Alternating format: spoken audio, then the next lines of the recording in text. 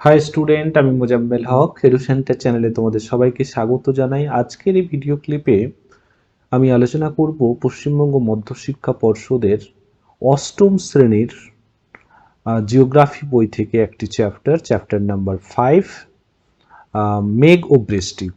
তো চলে যাই সময় নষ্ট না করে আমরা শুরু করতে যাব মেঘ ও বৃষ্টি চ্যাপ্টার। তাহলে এই যে মেঘ ও বৃষ্টি চ্যাপ্টার আমরা আলোচনা করব, আলোচনার সূত্রে তোমরা দেখো আমি অলরেডি আগে 4টা চ্যাপ্টার অলরেডি আগে আলোচনা করেছি। আজকে 5th চ্যাপ্টার আজকে আলোচনা করতে যাচ্ছি, মেঘ ও বৃষ্টি। যারা আগের চ্যাপ্টারগুলো এখনো দেখোনি তাদেরকে বলবো যে একবার আগের চ্যাপ্টারগুলো দেখে নাও, তারপরে তাহলে পরপর দেখলে সাবজেক্টটা সম্পর্কে একটা ক্লিয়ার কনসেপ্ট তৈরি হবে।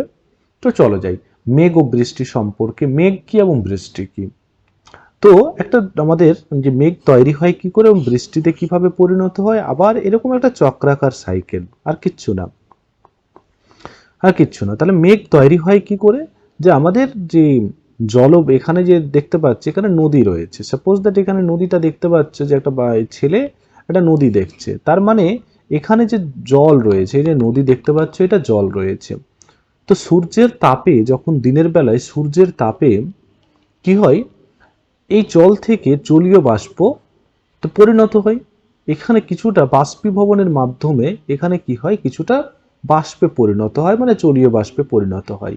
সেই জলীয় বাষ্প উপরে উঠে যায় এবং তার সাথে সাথে কিছু ধূলি কণা, বালি, এইগুলোও মিশে গিয়ে আলটিমেটলি সেটা মেঘের সৃষ্টি করে এবং এই ছোট ছোট মেঘগুলো যখন পরস্পরের সাথে মেশে তখন সেখান থেকে একটা বড় মেঘের সৃষ্টি হয় এবং বড় মেঘ হলে সেটা আর ওজনটা অনেকটা বেড়ে যায়, ফলে বৃষ্টির আকারে পৃথিবীতে নেমে আসে, আবার পৃথিবীতে আবার সেই নদী নালাতে আসে, এইভাবে চক্রাকারে চলতে থাকে। তার মানে এখানে দেখতে পাচ্ছি এটা মেঘ, এখানে ছবিটাতে দেখতে পাচ্ছ, সেখান থেকে এখানে কি হচ্ছে, যখন নেমে আসছে তখন আমরা তাকে বৃষ্টি বলছি। তো চলো দেখি তাহলে বৃষ্টিদের সম্পর্কে আজকে মেঘ এবং বৃষ্টি নিয়েই আমরা আলোচনা করব। তোমাদের কাছে যদি বইটা থাকে বইটা সামনে রাখতে পারো, তাহলে কোন কোন জায়গাগুলো ইম্পর্টেন্ট সেই জায়গাগুলো আমরা মার্ক করে দেব। এখানে মেঘেদের পরিবার নিয়ে আলোচনা করব। যে বেশি উচ্চতায় যে মেঘগুলো থাকে, মেঘ মানেই কিন্তু সেটা বৃষ্টি নয়, মেঘ মানে কিন্তু আকাশের বিভিন্ন অবস্থায় রয়েছে। তাহলে বেশি উচ্চতা মানে কত? বলছে নিম্নতম উচ্চতা 20,000 ফুট, মানে ভাবো 20,000 ফুট ওপরে, 20,000 ফুট ওপরে যখন কোনো জিনিস থাকবে তুমি কি অবস্থায় দেখবে। তবে বলছে সব থেকে বেশি উচ্চতার মেঘ কত থেকে সব থেকে কম, যেটা নিম্নতম উচ্চতা হচ্ছে 20,000, ওর থেকেও কিন্তু বেশি উচ্চতায় এই রকমের মেঘ থাকতে পারে। এবং এই বেশি উচ্চতার মেঘ মানে 20,000 ফুট বা তার ওপরে যে মেঘগুলো থাকে তাদের মধ্যে হচ্ছে সিরাস, সিরোস্ট্রাটাস, তারপরে সিরোকিউমিউলাস, এবং তার সাথে সাথে দেখো সিরাসের ছবি দেখতে পাচ্ছ, সিরোস্ট্রাটাসের ছবি দেখতে পাচ্ছ, এটা সিরোকিউমিউলাসের ছবি দেখতে পাচ্ছ। এবং এগুলো সম্পর্কে দুই এক লাইন করে আমাদের জানা খুব দরকার। এবং যারা কম্পিটিটিভ এক্সাম দিচ্ছে তাদের জন্যও কিন্তু ইম্পর্টেন্ট, বিশেষ করে কোন উচ্চতাটা এখানে, যে আমাদের 20,000 ফুট উচ্চতায় যে মেঘগুলো দেখতে পাই সেগুলো হচ্ছে সিরাস, সিরোস্ট্রাটাস এবং তোমার সিরোকিউমিউলাস। তো প্রথমে সিরাস, এবং দেখতে পাচ্ছ পাশে একটা ছবি দেখতে পাচ্ছ, ছবিটা দেখলে আরো ব্যাপারটা ক্লিয়ার হচ্ছে যে সিরাস কিরকম দেখতে হয়, তারপরে আমরা তাদের সম্পর্কে পড়বো, তাহলে আরো কনসেপ্ট ক্লিয়ার হবে। তাহলে শুরু করা যাক। সিরাস, তাহলে সিরাস বলছে সাদা রঙের স্বচ্ছ মেঘ, দেখতে অনেকটা হালকা পালকের মতো, দেখতে মনে হচ্ছে না একেবারে পালকের মতন হয়ে আছে পরপর, পালকের মতন। তাহলে কার মতো দেখতে হয়? তাহলে সাদা রঙের স্বচ্ছ, একবারে স্বচ্ছ হয়, সাদা রঙের স্বচ্ছ, সাধারণত পরিষ্কার আবহাওয়াকে নির্দেশ করে। তার মানে এই মেঘ যদি আকাশে থাকে, এটা কিন্তু খুব ইম্পর্টেন্ট একটি পয়েন্ট, যে সিরাস কিরকম আবহাওয়াকে নির্দেশ করে, একটি পরিষ্কার আকাশ, যে তখন মেঘ হবে না, সারা আকাশ এই মেঘে ঢাকা থাকলেও তার মধ্য দিয়ে সূর্যকে দেখা যায়, কেন এটা স্বচ্ছ, স্বচ্ছ, তার জন্য সূর্যের আলো খুব সহজে প্রবেশ করতে পারে। এরা যখন একে অপরের সাথে মিশে বন্ধনী তৈরি করে, যখন এই যে দেখতে পাচ্ছ পালকের মতো, এরা যখন পরস্পরের সাথে মিশে যাচ্ছে তখন কিন্তু আবহাওয়াটা খারাপ হয়ে পড়ে। তাহলে ক্লিয়ার হলো সিরাজ তাহলে কিরকম, সাদা স্বচ্ছ রকমের মেঘ, পালকের মতো দেখতে হয়, এটা পরিষ্কার আকাশকে নির্দেশ করে, সূর্যের আলো এখান দিয়ে প্রবেশ করতে পারে, কিন্তু এরা পরস্পরের সাথে মিশে গিয়ে কিন্তু আবহাওয়াটাকে খারাপ করে তোলে। এটা হচ্ছে সিরাসের সম্পর্কে। তারপরে দেখো সিরোস্ট্রাটাস সম্পর্কে। সিরোস্ট্রাটাস মানে একবার কিরকম দেখতে পাচ্ছ, একবারে সাদা চাদরের মতো দেখতে পাচ্ছ। সাদা চাদরের মতো, এবং আকাশ দুধের মতো সাদা দেখাবে, আকাশটাকে সাদা চাদরের মতো মনে হয় ঢেকে রেখেছে। এই মেঘ চাঁদ আর সূর্যের চারপাশে বলয়ের আকারে অবস্থান করে। যে মনে হচ্ছে সেটাকে ঘিরে রেখে দিয়েছে, তার মানে দেখতে পাচ্ছ এরকম অবস্থান করছে, বলয়ের আকারে চারপাশ থেকে ঘিরে অবস্থান করছে। তারপরে সিরোকিউমুলাসটা তো মনে হচ্ছে তুলো, এই যে দেখো পেজা তুলোর মতো এই মেঘ ঢাকা আকাশে দেখতে থাকে, একেবারে তুলোর মতো, অনেকটা ম্যাকারেল মাছ যদি দেখে থাকো তাহলে সেটাই। এবং এই মেঘ আকাশ ছেয়ে থাকে, তাকে ম্যাকারেল আকাশ বলা হয়। তাহলে অনেকটা কিরকম দেখতে, ম্যাকারেল মাছের মতো দেখতে হয়, এবং আকাশটাকে ঘিরে অবস্থান করছে বলে এই আকাশটাকে কি বলা হয়ে থাকে, বলা হয়ে থাকে ম্যাকারেল স্কাই। তাহলে ম্যাকারেল স্কাই কেন বলা হয় এবং কাকে বলে আশা করি বুঝতে পারা গেছে। সাধারণত এই মেঘ পরিষ্কার আবহাওয়াকে নির্দেশ করে। দেখো দুটো জিনিস আমরা দেখলাম, একটা হচ্ছে সিরাসের ক্ষেত্রেও কিন্তু যখন পরস্পরের সাথে থাকে না তখন তাকে বলা হয় পরিষ্কার আবহাওয়াকে নির্দেশ করে। ঠিক একই রকম ভাবে সিরোকিউমিউলাসটাও কিন্তু পরিষ্কার আকাশটাকে নির্দেশ করে থাকে। পরিষ্কার আকাশকে নির্দেশ করে, এবং ম্যাকারেল মাছের মতো এটা দেখতে হয় বলে এটা ম্যাকারেল স্কাই বলা হয়ে থাকে। ক্লিয়ার? তাহলে তাহলে আমরা 20,000 ফুট উচ্চতা, 20,000 বা তারও উচ্চতায় যে মেঘগুলো থাকে সেটা হচ্ছে 3 রকমের মেঘ, একটা সিরাস, একটা হচ্ছে সিরোস্ট্রাটাস, আর 3 নম্বর হচ্ছে সিরোকিউমিউলাস 3 রকমের আমরা মেঘ দেখতে পাই। সিরাস সম্পর্কে যখন দেখলাম তখন আমরা দেখলাম যে হালকা পালকের মতো সাদা স্বচ্ছ হয়, এই মেঘ দিয়ে সূর্যরশ্মি প্রবেশ করতে পারে এবং পরিষ্কার আবহাওয়াকে নির্দেশ করে। কিন্তু যখন এই মেঘগুলো পরস্পরের সাথে মিলিত হয়ে যায় তখন কিন্তু আবহাওয়াটা খারাপ হয়ে যায়। সিরোস্ট্রাটাস একেবারে দুধের মতো দেখতে হয়, একবারে সাদা চাদর দিয়ে মনে হচ্ছে আকাশটাকে ঘিরে রেখেছে এইরকম। সিরোকিউমিউলাস দেখি থেকে তুলো, মনে হচ্ছে পেজা তুলের মতো দেখতে হয় এবং অনেকটা ম্যাকারেল মাছের মতো দেখতে, আকাশটাকে ঘিরে অবস্থান করে বলে আকাশটাকে বা এইরকম মেঘকে, এইরকম মেঘযুক্ত আকাশকে বলা হয় তোমার ম্যাকারেল স্কাই। ক্লিয়ার হয়েছে? এই হলো। তার থেকে একটু নিচু উচ্চতায় আমরা এই যে উচ্চতাটা বলছিলাম সেটা হচ্ছে 20,000 ফুট উচ্চতা, 20,000 বা অথবা তার উপরে। তার মানে 20,000 থেকে নিচে, 20,000 থেকে নিচে এবং 6,500 মধ্যে। তাহলে 6,500 থেকে উপর, তাহলে 6,500 থেকে 20,000 মধ্যে যেটা থাকবে, তাহলে 20,000 উপরে যেগুলো সেটা আমরা 3 রকমের দেখলাম, সিরাস, সিরোস্ট্রাটাস এবং সিরোকিউমিউলাস। কিন্তু 6,500 থেকে শুরু করে 20,000 ফুট উচ্চতার মধ্যে যে মেঘ দেখা যায় সেটা হচ্ছে অল্টো কিউমিউলাস, আর একটা হচ্ছে অল্টো স্ট্রাটাস। ওকে, আমরা আগে যেটা দেখলাম সেটা হচ্ছে সিরোকিউমিউলাস, এটা হচ্ছে অল্টো কিউমিউলাস, এটা ওয়াল্টো। আগে দেখলাম সিরোস্ট্রাটাস, আগে সিরো দিয়ে শব্দটা ছিল, এখানে কিন্তু দেখো এখানে অল্টো দিয়ে শব্দটা শুরু হচ্ছে। ক্লিয়ার? এখানে ওখানে সিরোকিউমিউলাস ছিল, ওখানে সিরোস্ট্রাটাস ছিল, এখানে কিন্তু নামটা জাস্ট চেঞ্জ হচ্ছে অল্টো কিউমিউলাস এবং অল্টো স্ট্রাটাস। ওকে, অল্টো স্ট্রাটাস। তাহলে অল্টো স্ট্রাটাস সম্পর্কে প্রথমে আমরা দেখি যে অল্টো স্ট্রাটাস ছবিটা দেখলে তো ধূসর থেকে বলছে নীল রঙের অনেকটা দেখতে হবে, বলছে ধূসর হতে পারে একেবারে, অথবা নীল রঙের এই মেঘটা তো অনেকটা তন্তুর মতো মনে হবে। তন্তুর মতো মনে হবে মেঘটা দেখতে। সূর্যকে অনেকটা উজ্জ্বল দেখাবে, অতটা উজ্জ্বল। সাধারণত এই মেঘ একটানা বৃষ্টিপাতের পূর্বাভাস দেয়। যদি এই মেঘ আকাশে দেখতে পাবো, একটানা দেখতে পাবো, তার মানে হচ্ছে বৃষ্টিপাত হওয়ার সম্ভাবনা রয়েছে।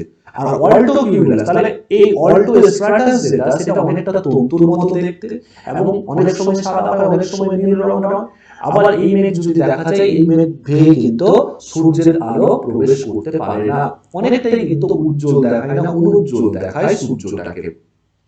অল্টো কিউমিউলাস যদি দেখো, অল্টো কিউমিউলাস ছবিটা দেখলে আরো খুব সুন্দর হচ্ছে, যে একেবারে সাদা থেকে ধূসর রঙের, এবং আকাশে কিরকম হচ্ছে ঢেউ, আকাশটা ঢেউয়ের মতো অবস্থান করে, ফাঁকে ফাঁকে নীল আকাশ। দেখো মাঝখানে দেখতে পাচ্ছ, মাঝখানে নীল আকাশ। তাহলে তাহলে তুলোর মতো একটু বড় বড়, মানে সিরোকিউমিউলাসের মতোই একটু। এখানে কিন্তু মনে হচ্ছে যে আরো মনে হচ্ছে পালকগুলো গুটিয়ে রয়েছে, তাহলে অনেক সময় এখানে কিন্তু চ্যাপ্টার রয়েছে গোলাকার, সাদা থেকে ধূসর রঙের হয়। তাহলে ক্লিয়ার হয়েছে অল্টো স্ট্রাটাস এবং অল্টো কিউমিউলাস। এবার 6,500 ফুটের নিচেও তো আবার আকাশ রয়েছে। 6,500 ফুট নিচের যে আকাশটা সেটাকে বলা হচ্ছে স্ট্র্যাটোকিউমুলাস। এই যে ছবি দেখতে পাচ্ছ, হ্যাঁ, ছবি দেখতে পাচ্ছ, মনে হচ্ছে একেবারে দাগ করে ডিজাইন করা আছে না, মনে হচ্ছে পর পর। এই যে দেখো অনেকটা স্তূপের মতো, এবং স্তরে স্তূপগুলো পর পর সাজানো আছে, দেখো স্তরে স্তরে সাজানো থাকে। স্তরগুলো যেন গড়িয়ে চলছে, দেখো গড়িয়ে চলছে, একটার পরে আরেকটা মনে হচ্ছে সিঁড়ির মতো হয়ে আছে এইরকম। তাই এর আরেক নাম হচ্ছে বাম্পি ক্লাউড, মনে থাকবে। তাহলে স্ট্র্যাটোকিউমুলাস কে আমরা বাম্পি ক্লাউড বলে থাকি। ক্লিয়ার হলো? তাহলে স্ট্র্যাটোকিউমুলাস কে কি ক্লাউড বলা হয়? Bumpy cloud. কেন বলা হয়? এটা এটা কতগুলো স্তরে বিন্যাস, মনে হচ্ছে সিঁড়ির মতো পর পর সাজানো রয়েছে। তাহলে স্তূপের মতো, এবং স্তূপগুলো মনে হচ্ছে পর পর সাজানো রয়েছে, তার জন্য এটাকে বাম্পি ক্লাউড বলা হয়ে থাকে। ক্লিয়ার হলো? এটা কিন্তু 6,500, আমরা তিন রকমের দেখলাম। একটা হচ্ছে 6,000 ফিট, 6,500, তারপরে আমরা দেখলাম 6,500 থেকে 20,000 এর মধ্যে, আর 20,000 এর উপরে তিন রকমের মেঘের কথা বলা হয়েছে। তারপরে দেখো স্ট্র্যাটাস। স্ট্র্যাটাসের ক্ষেত্রে দেখো একেবারে কিরকম মনে হচ্ছে কুয়াশার মতো ঢেকে রয়েছে না আকাশটাকে। বলছে সাদা থেকে ধূসর, সারা আকাশকে কুয়াশার মতো ঢেকে রাখে। পাহাড়ে উঁচু অংশে এই মেঘ জমলে পর্বতারোহী বা বিমান চালকের পক্ষে খুব অসুবিধা হয়। তার মানে কোন মেঘ? বিমান চালকের ক্ষেত্রে, বিশেষ করে এই উচ্চতা দিয়ে চলাচল করে। সুতরাং এই পয়েন্টটা কিন্তু খুব ভালো করে মনে রাখবে যে কোনো পাহাড়ে যারা পর্বতারোহী, যারা কোনো পাহাড়ে ঘুরতে গিয়েছে, বা বিমান চালক যারা বিমান চালায়, এই রকম মেঘে কিন্তু এবং এই রকম মেঘে মাঝে মাঝে গুড়ি গুড়ি বৃষ্টিও হয়ে থাকে। আশা করি বোঝা গেছে। তাহলে এটা 6,500 ফিট উচ্চতার নিচে। আর একটা হচ্ছে নিম্বো স্ট্র্যাটাস। তাহলে আমরা একটা স্ট্র্যাটাস বললাম, আর নিম্বো স্ট্র্যাটাস। এটা দেখো নিম্বো স্ট্র্যাটাস, একেবারে ঘন পুরো ধূসর থেকে কালো রকমের এই মেঘ, একবারে খারাপ, দেখলেই তুমি বুঝতে পারবে যে বৃষ্টি এক্ষুনি আসবে। কোনো নির্দিষ্ট আকার থাকে না, একটানা বৃষ্টিপাত হয়েই যাবে এবং আকাশটাকে এরকম দেখাবে। তাহলে এটা হচ্ছে নিম্বো স্ট্র্যাটাস। তাহলে স্ট্র্যাটাস, হ্যাঁ, স্ট্র্যাটাস থেকে একটা আমাকে পয়েন্ট মনে রাখবো যে কোন মেঘ হলে পর্বতারোহীদের বিশাল সমস্যা হয়, সেটা হচ্ছে এই স্ট্র্যাটাসের ক্ষেত্রে। নিম্বো স্ট্র্যাটাস মানে খুব খারাপ আবহাওয়া, একটানা বৃষ্টি হচ্ছে এইরকম আকাশে। এবং দেখো আরো নিচের দিকে চলে আসো, 6,500 তো ছিল, তার নিচে চলে আসলাম। সেখানে বলছে যে গড়ে 1,600 ফিট উপরের উচ্চতায় যে মেঘ দেখা যায় সেটা হচ্ছে কিউমিউলাস। তারপরে হচ্ছে কিউমোলোনিম্বাস, এইরকম মেঘ। তো দেখো বিশেষ করে কিউমিউলাস, কিউমিউলাসটা দেখো এখানে দেখতে পাচ্ছ যে একটা মেঘের মতো সাদা, একদম সাদা ধবধবে হয়। মাঝখানে দেখো নীল আকাশটা তুমি দেখতে পাচ্ছ, নীল আকাশটা দেখতে পাচ্ছ, এবং একেবারে মেঘের উপর মনে হচ্ছে উলম্ব বিস্তার, অনেকটা ফুলকপির মতো দেখতে মনে হচ্ছে না, একেবারে ফুলকপির মতো দেখতে। এবং তলদেশটা একেবারে সমতল, সমতল। সাধারণত কিন্তু পরিষ্কার, তুমি দেখবে আকাশ যখন পরিষ্কার পরিচ্ছন্ন থাকে তখন তুমি এরকমের দেখতে পাবে। আর এখানে দেখতে পাচ্ছ যেটা কিউমুলোনিম্বাস। এই কিউমুলোনিম্বাস এই মেঘটা কিন্তু খুব সাংঘাতিক মেঘ। অনেকটা দেখো মনে হচ্ছে গম্বুজের মতো দেখতে, হ্যাঁ, ধূসর থেকে কালো হবে একেবারে। বায়ুস্তর 12 ফুট, 12,000 ফুট পর্যন্ত মেঘের উলম্ব বিস্তার, চ্যাপ্টা তলদেশ, এইগুলো আমার দেখার দরকার নেই।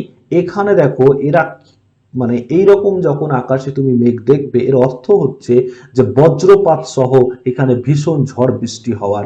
এই জন্য যেহেতু এই মেঘ নির্দেশ করে বজ্রপাতকে, তার জন্য একে বজ্র মেঘও বলা হয়ে থাকে। ক্লিয়ার হলো? এবং তার সাথে সাথে শিলাবৃষ্টিও হতে পারে। তাহলে সব থেকে আমাদের ক্ষতিকারক, বা সব থেকে যে ক্ষতিকারক মেঘটা দেখতে পাচ্ছি সেটা হচ্ছে কিউমুলোনিম্বাস। ক্লিয়ার হলো? কিউমুলোনিম্বাস মেঘ, এই মেঘের আরেক নাম বজ্র মেঘও বলা হয়ে থাকে। আমাদের মেঘেদের যে পুরো পরিবার, আমরা যদি দেখি কোন উচ্চতায় কে থাকে, তাহলে ছবিটা দেখলে আরো ক্লিয়ার হয়ে যাবে। ছবিটা দেখলে ক্লিয়ার, তুমি দেখতে পাচ্ছ একেবারে সব থেকে নিচের দিকে নিম্বো স্ট্র্যাটাস, তারপরে স্ট্র্যাটোকিউমিউলাস, তারপরে স্ট্র্যাটাস, তারপরে দেখো কিউমিউলাস দেখতে পাচ্ছ। কম উচ্চতার মেঘ, এইগুলো সবগুলো কম উচ্চতার মেঘ, কম উচ্চতার মেঘ, এবং ছোট ছোট করে একটু তাদের ধারণা দিয়ে দেওয়া আছে। তারপরে অল্টো স্ট্র্যাটাস, অল্টো কিউমিউলাস, এটা মাঝারি উচ্চতার মেঘ, মাঝারি উচ্চতার মেঘ একেবারে। তারপরে বেশি উচ্চতার মেঘে দেখতে পাচ্ছ সিরোকিউমিলাস, সিরাস, এই সমস্ত শব্দ আমরা দেখেছিলাম।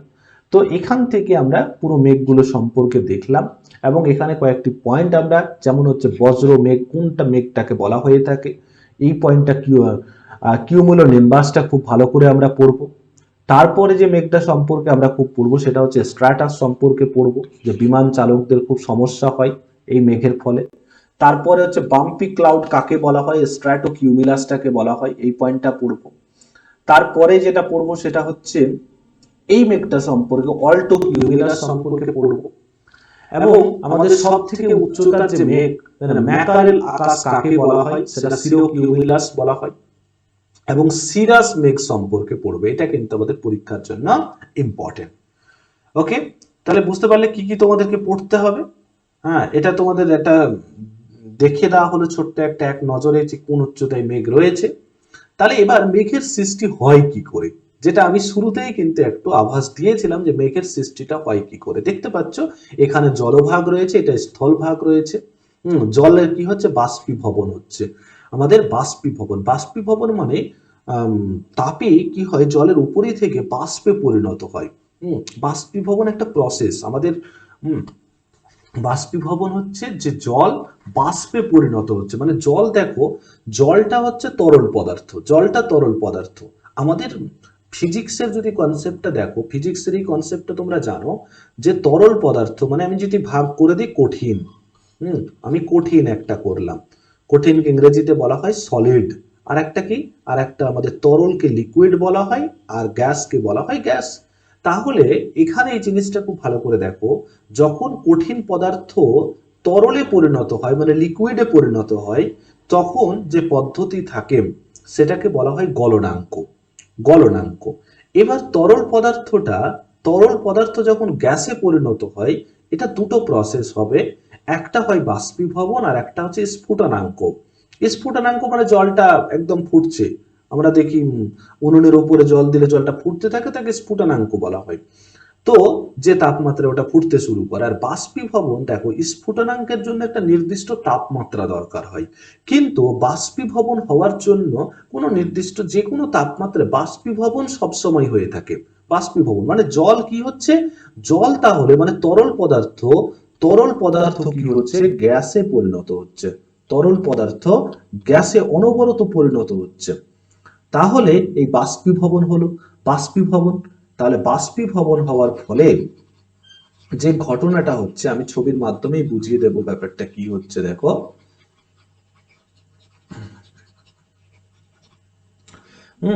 সে ব্যাপারটাকে বলে দিচ্ছি। তাহলে বাষ্পীভবন হলো এই বাষ্পটা, এই যে বাষ্পটা দেখতে পাচ্ছ, এই বাষ্পটা উপরের দিকে যাবে।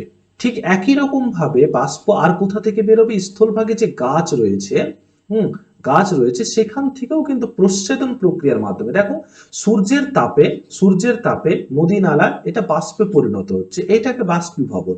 এবং গাছপালা কি করছে, প্রচ্ছেদন প্রক্রিয়ার মাধ্যমে, প্রচ্ছেদন অনবরত চলছে, জলীয় বাষ্প কি হচ্ছে, বাতাসে মুক্ত হচ্ছে। প্রচ্ছেদন প্রক্রিয়া, যেটাকে ইংরেজিতে বলা হয় ট্রান্সপিরেশন। ট্রান্সপিরেশন, তাহলে বুঝতে পারলাম। তাহলে এটাও তোমরা কিন্তু জীবন বিজ্ঞান যখন পড়বে তখন কিন্তু এই পদ্ধতিটা পড়বে। তো এটা প্রচ্ছেদন প্রক্রিয়ার মাধ্যমে বেরোচ্ছে, ভালো কথা। এই জলীয় বাষ্প, তাহলে জল থেকে দেখো বাষ্প বেরোলো, গাছপালা তা প্রচ্ছেদন প্রক্রিয়া বা ট্রান্সপিরেশনের মাধ্যমে জলীয় বাষ্প বের করলো। জলীয় বাষ্প এবার সবগুলো বাতাসে, এই জলীয় বাষ্প যুক্ত বায়ু সাধারণ বায়ু অপেক্ষা হালকা হবে। তাহলে সাধারণ বায়ু, তার মানে এই বায়ুটা যখন বায়ুর সাথে মিশলো, সে বায়ুটা কি হলো, হালকা হলো। তাহলে বলছে জলীয় বাষ্পযুক্ত বায়ু সাধারণ বায়ু অপেক্ষা কি হবে, হালকা হবে, এবং সহজে সেটা উপরে উঠে যাবে। যেহেতু হালকা উপরে উঠে, আর উপরে শীতল বায়ুটা কি হবে, তার মানে আমাদের নদ নদী এখান থেকে জলীয় বাষ্প আমরা পেলাম, গাছপালা কি করলো, জলীয় বাষ্প বের করলো, সেটা বায়ুর সাথে মিশলো, বায়ুর সাথে মেশার সাথে সাথে বায়ুটা কি হয়ে গেল, হালকা হয়ে গেল। হালকা হয়ে যাওয়ার ফলে সেই বায়ু উপরের দিকে উঠে গেল, কিন্তু উপরে যে বায়ু রয়েছে সেটা তো জলীয় বাষ্পযুক্ত বায়ু নেই, তার মানে ওর ওজনটা ভারী, ওর ওজন ভারী।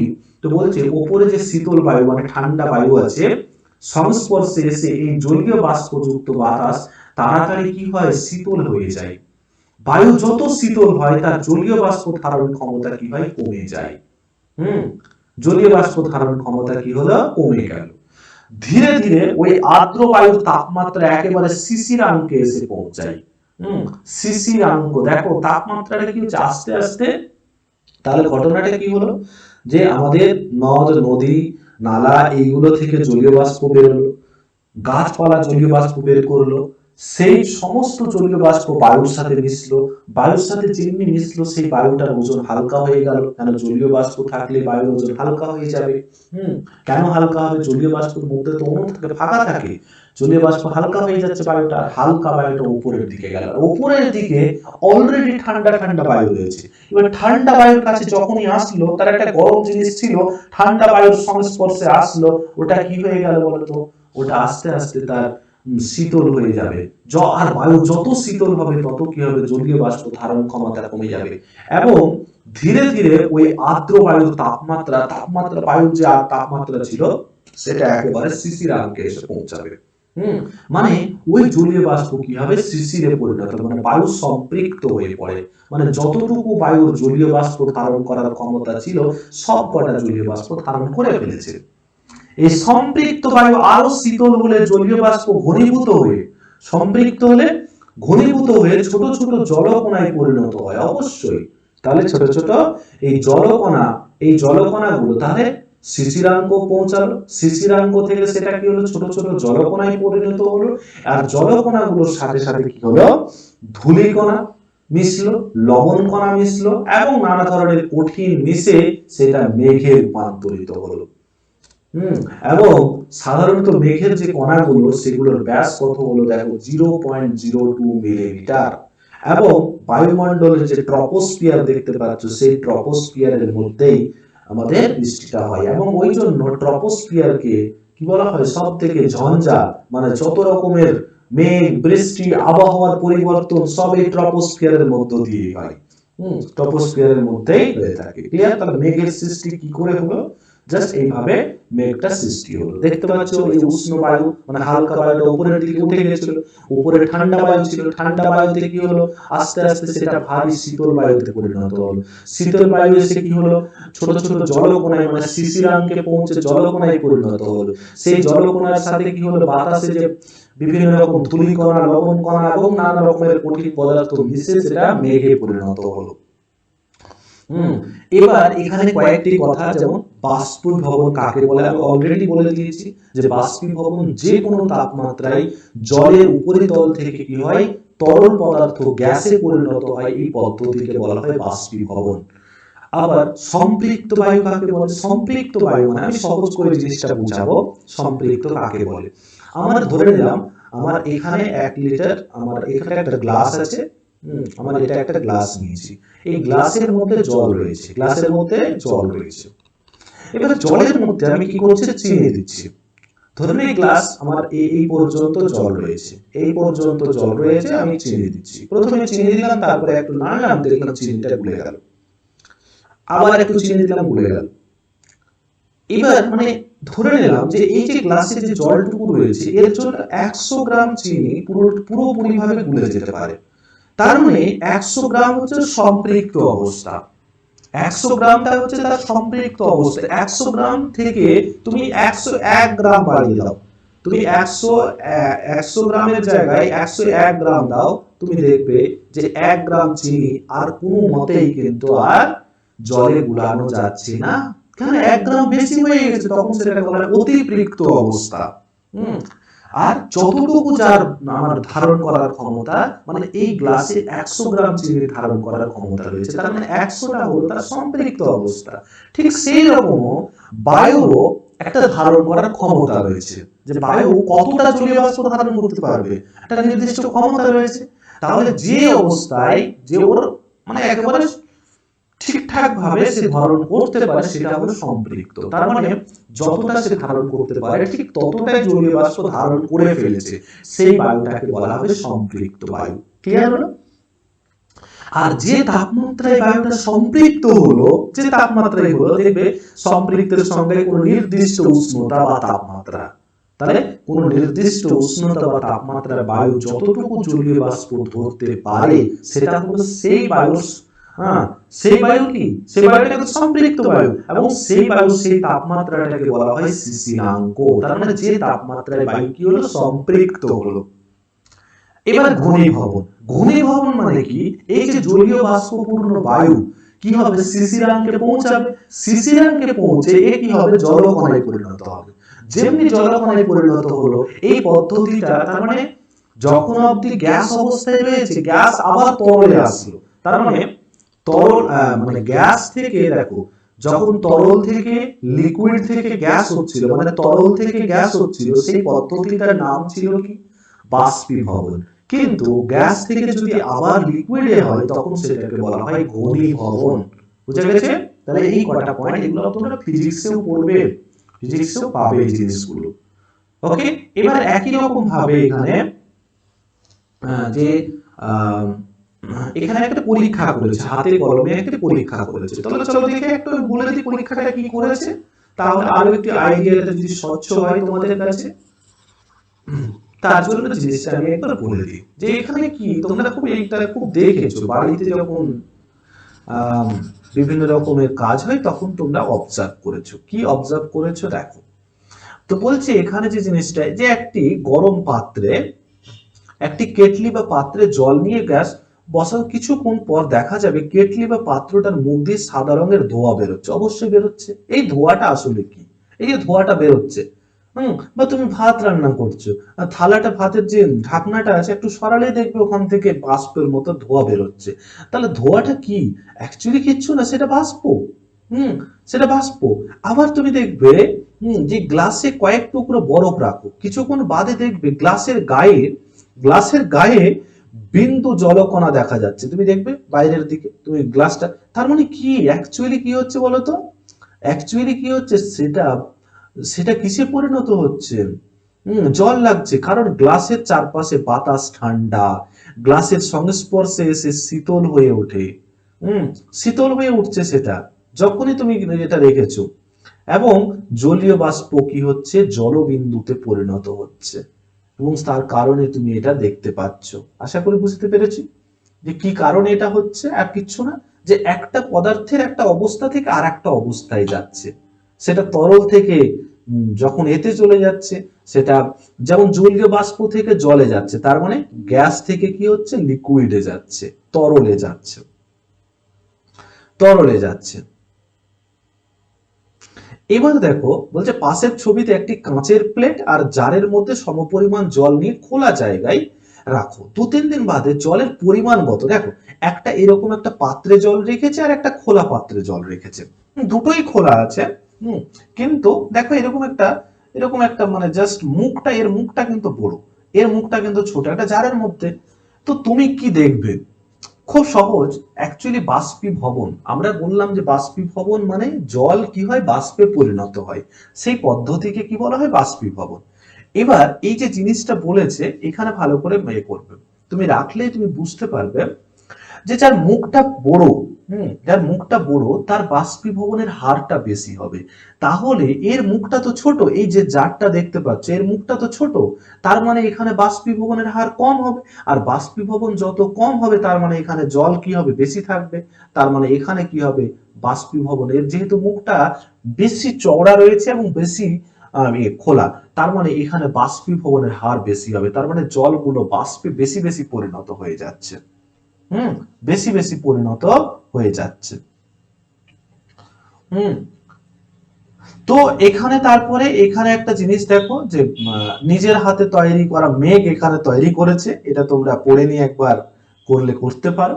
এখানে আরো একটি পদ্ধতির কথা আমরা পড়বো, সেটা হচ্ছে অধঃক্ষেপণ। ইংরেজিতে বলা হয় প্রেসিপিটেশন। হ্যাঁ, মানে অধঃক্ষেপণ পড়ছে। আর যে অধঃক্ষেপণ যেটা পড়ে, অধঃক্ষেপ যেটা নিচে পড়ে থাকে তাকে অধঃক্ষেপ বলা হয়। তো এখানে একটা প্রসেস কাজ করে যে পৃথিবীর অভিকর্ষ। পৃথিবীর অভিকর্ষটা কি? অভিকর্ষ মানে পৃথিবী প্রত্যেকটা জিনিসকে তার কেন্দ্রের দিকে টানে। এই যে কেন্দ্রের দিকে যে আকর্ষণ সেটাকে অভিকর্ষ বলা হয়। আর একটা মহাকর্ষ রয়েছে। মহাকর্ষ যে পৃথিবীতে নিউটনের সূত্র অনুসারে যে পৃথিবীতে প্রত্যেকটা বস্তু পরস্পর পরস্পরকে, মানে আমি আমি আমি যে বসে আছি, আমার পাশে দেওয়াল রয়েছে, একটা অল রয়েছে, সে অল আমাকে টানছে, আমি ওকে টানছি, এটা হচ্ছে মহাকর্ষ। আর অভিকর্ষটা হচ্ছে যে পৃথিবী তার কেন্দ্রের দিকে সমস্ত বস্তুকে টানছে। তাহলে পৃথিবী তার অভিকর্ষের টানে বায়ুমণ্ডল থেকে জলকণা বা বরফ কণা ভূপৃষ্ঠে নেমে এলে তাকে কি বলা হয়? তাকে আমরা অধঃক্ষেপণ বলে থাকছি। তার মানে এই যে মেঘগুলো দেখতে পাচ্ছ, এটা মেঘ রয়েছে, মেঘগুলো যখন জলকণাতে পরিণত হলো, জলকণাতে পরিণত হয়ে এবার যখনই এটা পৃথিবীর অভিকর্ষের টানে কি হবে, নিচের দিকে আসবে। এই পদ্ধতিটাকে বলা হচ্ছে অধঃক্ষেপণ বা প্রেসিপিটেশন। তাহলে বোঝা গেছে, এই সংজ্ঞাটা তোমাদেরকে মুখস্থ করে নিতে হবে, জেনে নিতে হবে যে পৃথিবীর অভিকর্ষের টানে যখন জলকণা নিচের দিকে ভূপৃষ্ঠের দিকে ছুটে আসে তখন সেটাকে অধঃক্ষেপণ। তার মানে আমাদের সবচেয়ে পাতিত অধঃক্ষেপণ হচ্ছে কি, বৃষ্টিপাত। তার মানে বৃষ্টিপাতটা এক রকমের অধঃক্ষেপণ।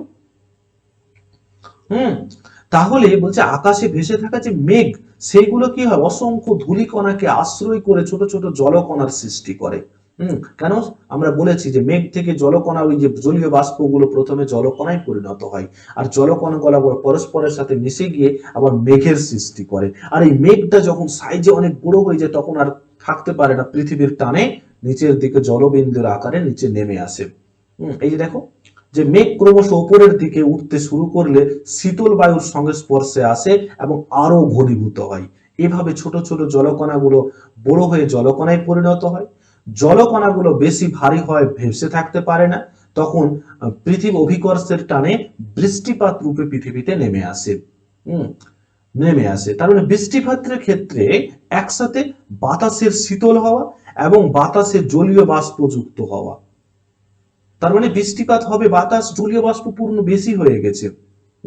তো বলছে শীতল বায়ু থেকে কেন বৃষ্টিপাত হয়?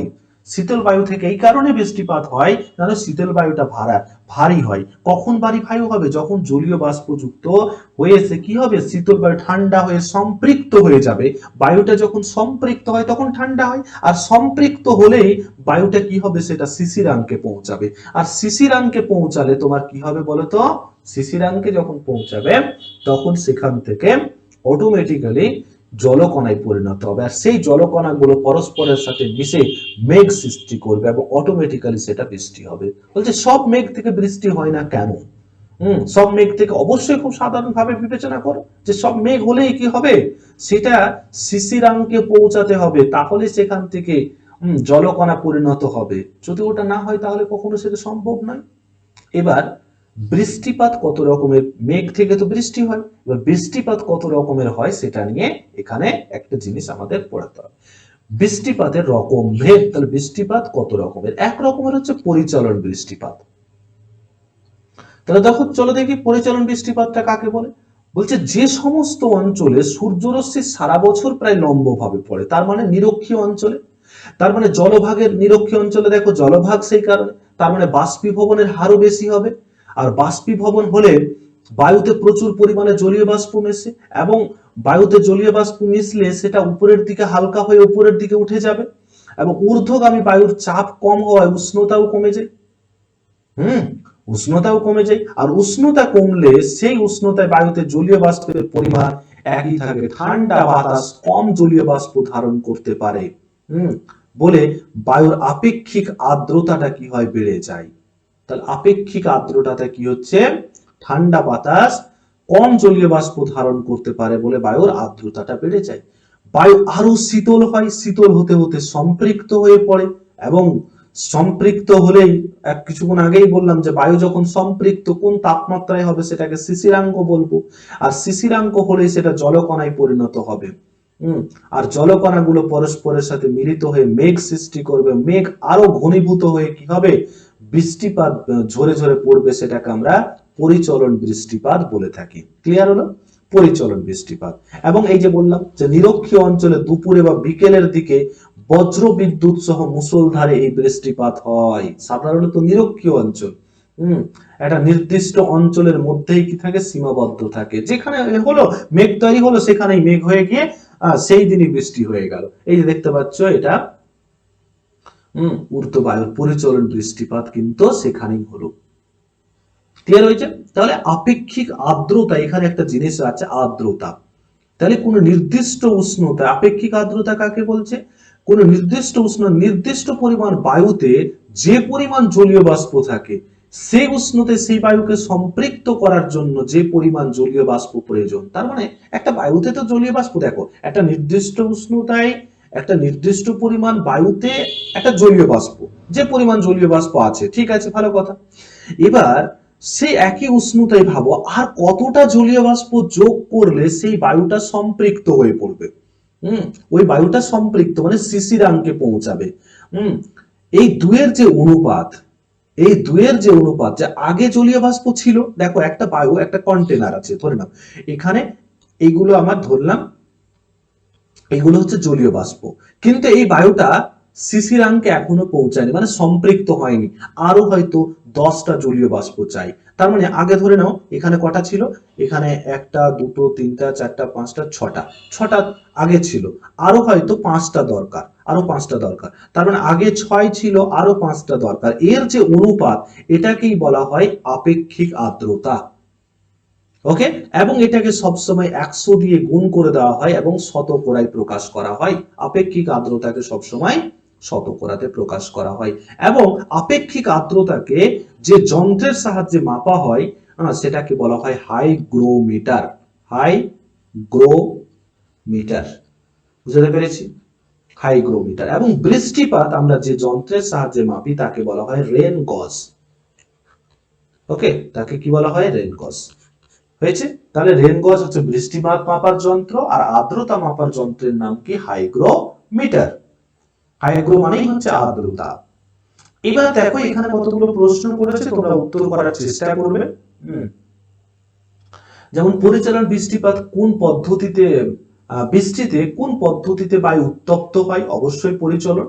নিরক্ষীয় অঞ্চলে চিরহরিৎ গাছ কেন? প্রতিদিন এখানে বিকেল 4টার দিকে পরিচলন বৃষ্টিপাত হয়, এবং বৃষ্টিপাত হলেই গাছপালা বেশি বৃষ্টি পাবে, তার মানে চিরহরিৎ বরণ্যে।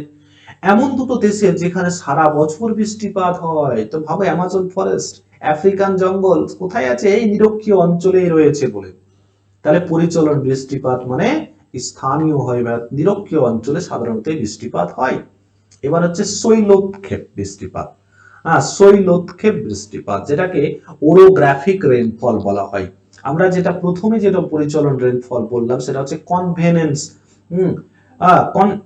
কনভেকশনাল রেইনফল, কনভেকশনাল রেইনফল, এটা আমরা আলোচনা করছি। সেটা হচ্ছে ওরোগ্রাফিক রেইনফল।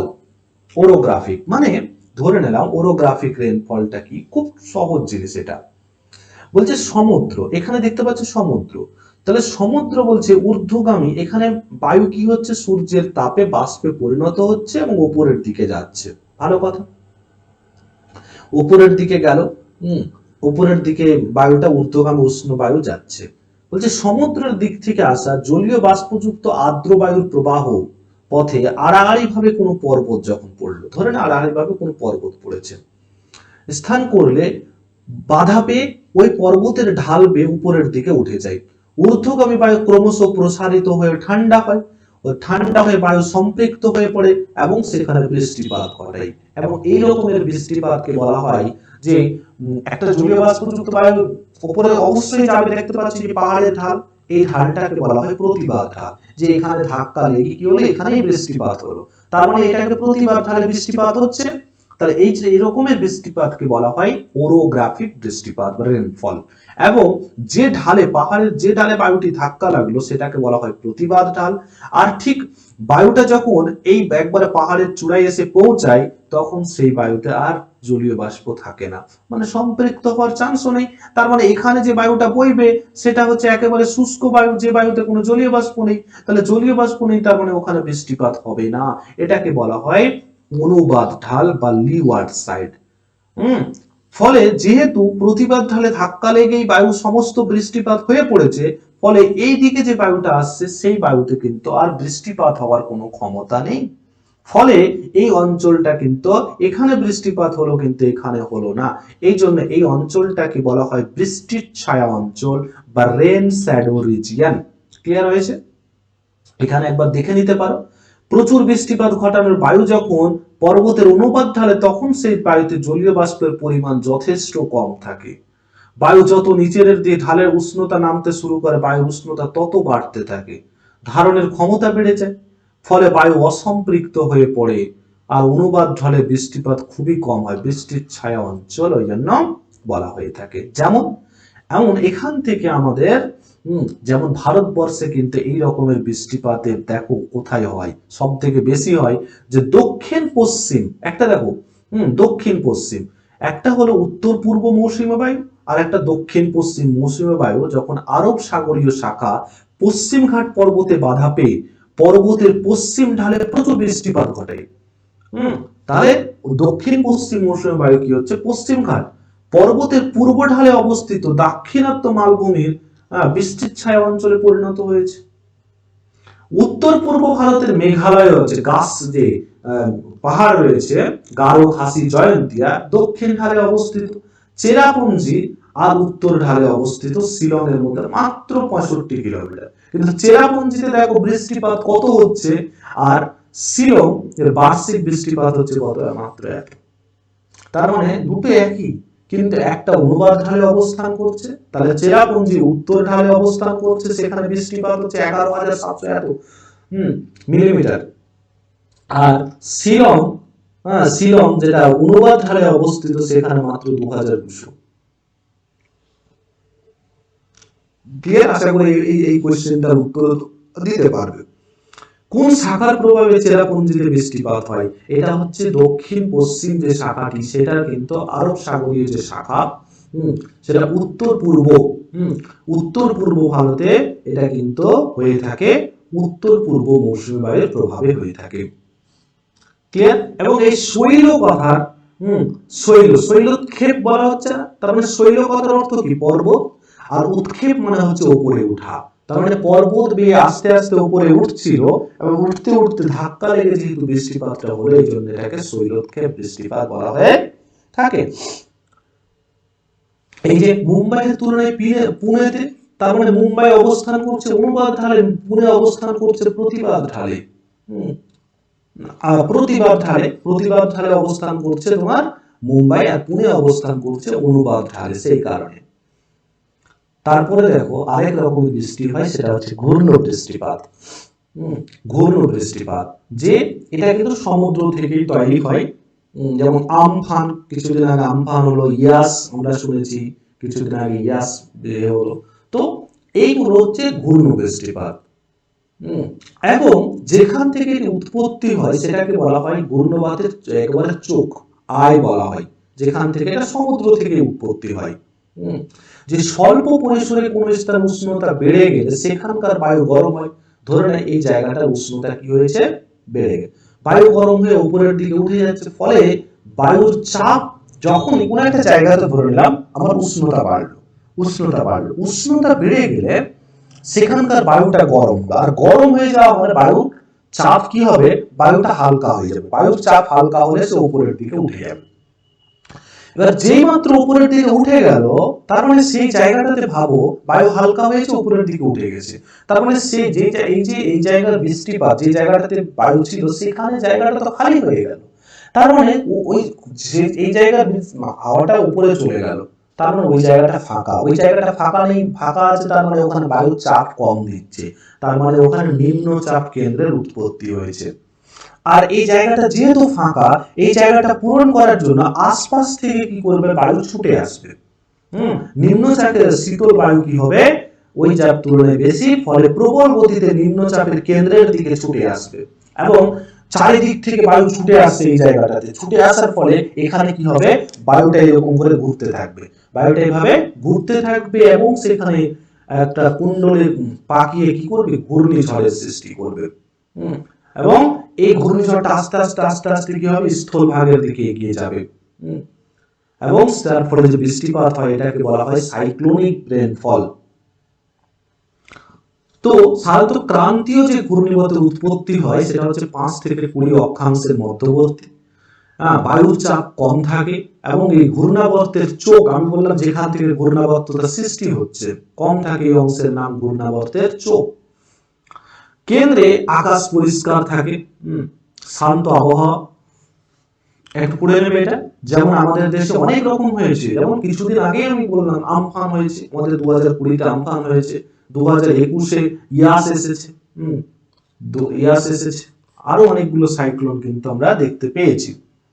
যে দেখো, এই যে দেখো, এটা হচ্ছে ঘূর্ণাবর্তের ফলে বৃষ্টিপাত। এই যে দেখো, বঙ্গোপসাগরে এটাকে, এই ঘূর্ণাবর্তকে বলা হয় সাইক্লোন, ক্যারিবিয়ান সাগরে একে বলা হয় হ্যারিকেন, আবার পূর্ব চীন সাগরে একে টাইফুন নামে, এটা কিন্তু ভালো করে পড়বে।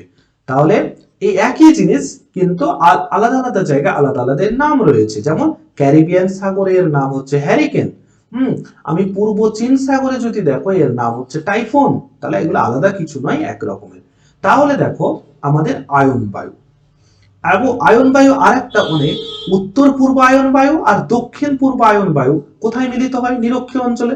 ওখানেও মিলিত হওয়ার ফলেও কিন্তু ওখানে বৃষ্টিপাত হতে পারে, ওখানেও কিন্তু এই সাইক্লোনের উৎপত্তি হতে পারে। এবার নাতিশীতোষ্ণ ঘূর্ণ বৃষ্টি এক রকমের, আর এক রকমের বৃষ্টি। ক্রান্তীয় অঞ্চলে দেখো যে নাতিশীতোষ্ণ মণ্ডল, বুঝতে পারছো যে কোন স্থানে নিম্নচাপ তৈরি হলে ক্রান্তীয় অঞ্চলের জলীয় বাষ্পযুক্ত উষ্ণ বায়ু ও মেরু অঞ্চলের শীতল শুষ্ক বায়ু ওই নিম্নচাপ কেন্দ্রের দিকে অনুভূমিক বরাবর কি হবে? ছুটে আসবে। তার মানে নাতিশীতোষ্ণ অঞ্চলে, আমরা ক্রান্তীয় অঞ্চলের কথা বলছি না, নাতিশীতোষ্ণ অঞ্চলে কোন বলছে নিম্নচাপ তৈরি হলে দুটা জায়গা থেকে, একটা হচ্ছে ক্রান্তীয় অঞ্চলের জলীয় বাষ্পযুক্ত উষ্ণ বায়ু, আর মেরু অঞ্চল থেকে শীতল শুষ্ক বায়ু কি হবে? ছুটে আসবে। আর যখন দুদিক থেকে বায়ু, একটা উপরের দিক থেকে ছুটে আসে, নিচের দিক, যখন ওখানে পরস্পর মিলিত হবে তখনও কিন্তু এক ঘূর্ণাবর্তের সৃষ্টি করবে। যেমন এই রকমকে বলা হয় নাতিশীতোষ্ণ মণ্ডলের ঘূর্ণাবর্ত। এবং শীতকালে এই ধরনের বৃষ্টিপাত আমরা কিন্তু দেখতে পাই সাধারণত দেখতে পাওয়া যায়। এই হলো এটা। তারপরে বলা হয়েছে এখানে আরো কয়েক প্রকার অধঃক্ষেপণ, যেমন গুড়ি গুড়ি বৃষ্টিপাত হয়। বলছে খুব ছোট জলকণা, আমরা যেমন মেঘ বললাম যে সাধারণত 0.02 মিলিমিটার হয় জলকণাগুলো। তো এখানে বলছে জলকণার ব্যাস যখন 0.5 মিলিমিটার বা তার কম ব্যাস যুক্ত, তখন সেটাকে গুড়ি গুড়ি বৃষ্টি বলা হয়ে থাকে। জলকণা আর তুষার যদি দুটো মিলে থাকে তখন সেটাকে বলা হয় স্লিট, এবং দেখবে যে এই যে এর সাথে সাথে বলছে ঊর্ধ্বমুখী বায়ুর প্রভাবে অনেক সময় জলকণাগুলো অনেক উঁচুতে উঠে যায়। তার মানে হচ্ছে ঊর্ধ্বমুখী বায়ু যাচ্ছে, জলকণাগুলো অনেকটা উপরে উঠে গেল, সেখানে জলকণাগুলো দ্রুত ঠান্ডা হয়ে বরফের, জলকণাগুলো অনেক উপরে চলে গেছে আর উপরে গিয়ে দেখছে ঠান্ডা হয়ে গেছে, আর বরফে সেটা পরিণত, আর বরফের টুকরো বজ্র বিদ্যুৎ সহ বৃষ্টির সাথে কি হয়? তখন ভূপৃষ্ঠে কি হয়? তখন সেটাকে আমরা শিলাবৃষ্টি বা হেলস্টর্ম বলা হয়ে থাকে। ক্লিয়ার হলো? শিলাবৃষ্টি বা হেলস্টর্ম বলা হয়ে থাকে। অনেক ক্ষয়ক্ষতি হয়।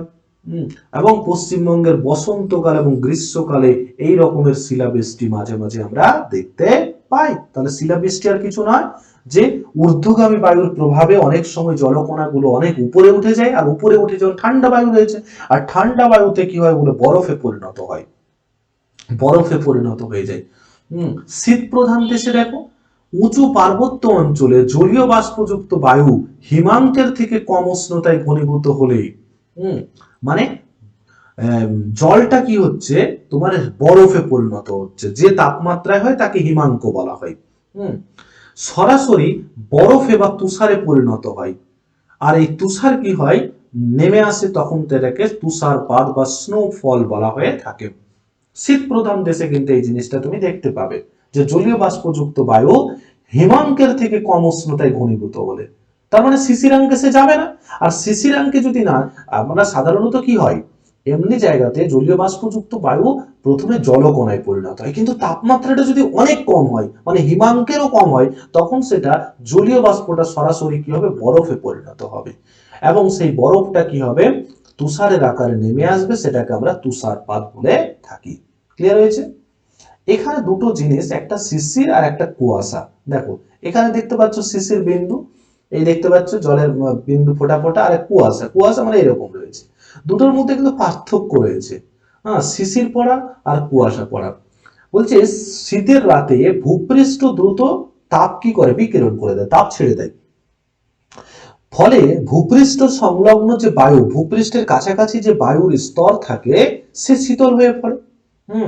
জলীয় বাষ্প শীতল হয়ে গেল, তার মানে ভূপৃষ্ঠের কাছাকাছি যে বায়ু ছিল সে ঠান্ডা হয়ে গেছে, জলীয় বাষ্পটাও ঠান্ডা হয়ে গিয়ে ছোট ছোট জলকণায় পরিণত হবে, সেটাকে আমরা শিশির বলে থাকি, এবং ঘাস এইগুলোর পরে গাছের উপরে জমবে। ওকে, এটা কিন্তু কুয়াশা বলছে ভূপৃষ্ঠের কাছাকাছি জলীয় বাষ্পযুক্ত বায়ু ধূলিকণাকে আশ্রয় করে ঘনীভূত হলে ছোট ছোট জলকণা, তার মানে বুঝতে পারলাম যে এটা তাপমাত্রা কমলে জলীয় বাষ্প, কিন্তু এখানে ধূলিকণা যখন এক বাষ্পের জলীয় বাষ্পের সাথে যখন ধূলিকণা কিছুটা উপরে বায়ু স্তরে অনেকটা ধোঁয়ার মতো বা কুয়াশা তৈরি করে, হুম, মানে সামনেও তুমি দেখতে পাবে না, যেমন দিল্লি শহরে দৃশ্য মানে তার মানে তুমি দূরে কিছু জিনিস দেখতে পাচ্ছ না, মানে ম্যাক্সিমাম অ্যাক্সিডেন্ট এই কারণে হয়ে থাকে অনেক সময়। এই যে বৃষ্টিপাত মাপার যন্ত্রের নাম কি? রেন গজ, আমরা বললাম রেন গজ। এবং আর্দ্রতা মাপার যন্ত্রের নাম হচ্ছে হাইগ্রোমিটার। এবং পৃথিবীতে যে যে জায়গাগুলো একই রকমের বৃষ্টিপাত পড়ে, ধরে নিলাম যে আমার অ্যামাজন ফরেস্ট মানে সেটা ব্রাজিলে রয়েছে, তাহলে ব্রাজিলে আর আফ্রিকার জঙ্গলে একই রকম, তার মানে এটাকে যদি একটা কাল্পনিক রেখা দিয়ে আমরা টানি, তাহলে এই যে রেখাটাকে বলা হয় আইসোহাইট, মনে থাকবে আইসোহাইট কাকে বলে, বা সমবর্ষণ রেখা। মানে পৃথিবীর যে যে জায়গাগুলোতে একই রকম বৃষ্টিপাত হয়, মানে ধরে নিলাম ভারতের একটা জায়গাতে 100 সেন্টিমিটার বৃষ্টিপাত হয়ে থাকে, পাকিস্তানের আরেকটি জায়গাতে 100 সেন্টিমিটার বৃষ্টিপাত হয়, আমেরিকার একটি জায়গাতে 100 সেন্টিমিটার। তাহলে এই জায়গাগুলোকে একটা কাল্পনিক মানচিত্রে যদি আমরা তৈরি করি, জুড়ে দিই, তাহলে সেটাকে বলা হয় সমবর্ষণ রেখা। ক্লিয়ার হয়েছে? তাহলে সমবর্ষণ রেখা জিনিসটা কি? তাহলে এটা হলো সমবর্ষণ রেখা। তাহলে আমরা এই চ্যাপ্টারে আমরা কি করলাম, পুরো মেঘ এবং বৃষ্টি সম্পর্কে আলোচনা করলাম। অনেকগুলো প্রশ্ন হতে পারে এই চ্যাপ্টার থেকে, তোমরা ভালো করে পড়বে। যদি বুঝতে কোথাও অসুবিধা হয় তাহলে অবশ্যই আমাকে কমেন্ট বক্সে জানিও, আমি তোমাদের উত্তর দেব। Thank you.